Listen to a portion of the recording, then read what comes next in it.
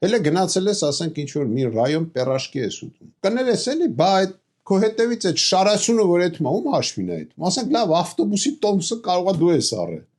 Չնայած այդ էլ եմ կասկածում։ Բա այն հետևից է, այդ որ շարասյունը գալիս է։ Բա որ այդ սաղ ճամփեքը գային կանգնած է։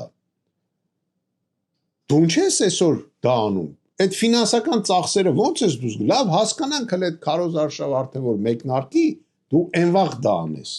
Ասենք լավ, դե հիմա երկրի ղեկավարը մի տեթումա դեպի հետևից բան անում։ Բա դու այսօր անում ես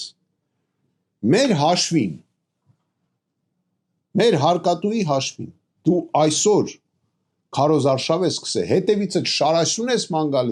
մանտալի, պետական բյուջեից իրենց վճարում ես։ Ինչ իրանք ունես։